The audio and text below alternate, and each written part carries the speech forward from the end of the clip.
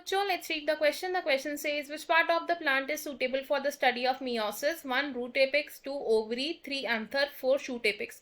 Question में हमसे पूछा है कि प्लांट के कौन से पार्ट में हम मियोसिस को इजीली स्टडी कर सकते हैं, या वो कौन सा पार्ट है जो मियोसिस की स्टडी के लिए सबसे ज्यादा सूटेबल है. हमारे पास 4 ऑप्शन है, हमें इनमें से करेक्ट ऑप्शन को चूज करना है. सो इन दिस क्वेश्चन हमारा की कॉन्सेप्ट क्या यूज होगा? The key concept for this question is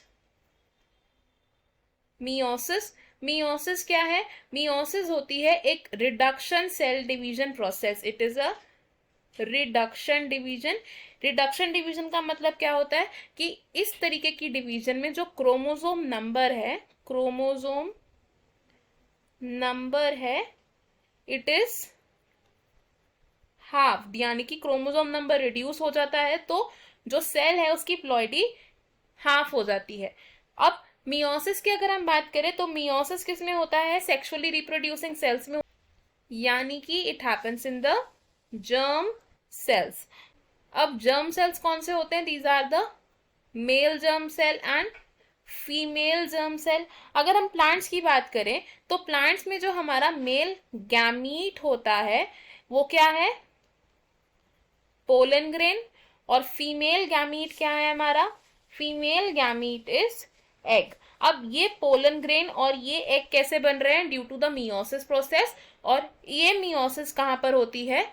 for the formation of male gamete meiosis होती है इन एंथर, एंड ओवरी में होती है for the formation of female gamete. अब एंथर में कौन सी प्रोसेस होती है जिससे मेल गैमीट बनता है?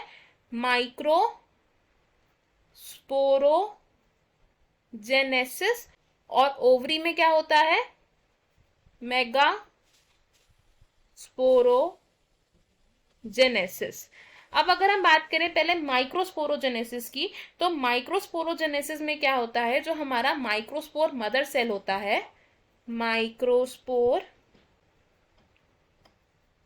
मदर सेल होता है, इसकी प्लॉइडी कितनी होती है? इट इज डिप्लॉयड, यानी कि 2n. अब माइक्रोस्पोर मदर सेल में क्या होता है? मियोसिस होती है, जिसकी वजह से 4 हैप्लॉइड माइक्रोस्पोर्स प्रोड्यूस होते हैं. 4 हैप्लॉइड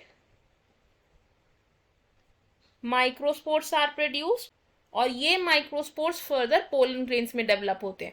अब अगर हम बात करें मेगास्पोरोजेनेसिस, तो मेगास्पोरोजेनेसिस कैसे होती है? मेगास्पोरोजेनेसिस के दौरान हमारा मेगास्पोर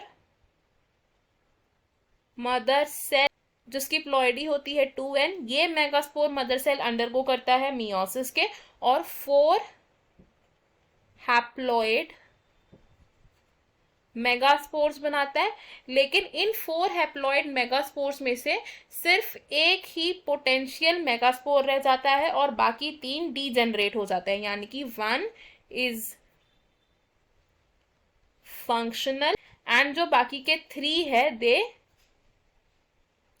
डीजेनरेट.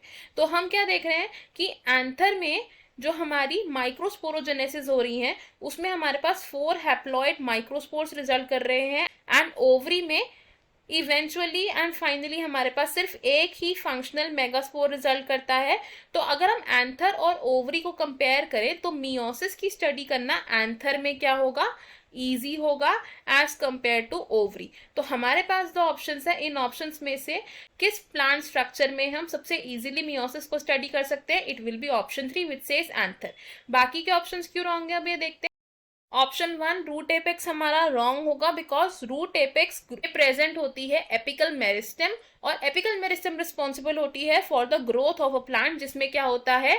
माइटोसिस होती है, ना कि मियोसिस होती है. ऑप्शन 2 ओवरी हमारा रॉन्ग आंसर होगा, बिकॉज ये हमारा इस क्वेश्चन में बेस्ट सूटेबल आंसर नहीं है.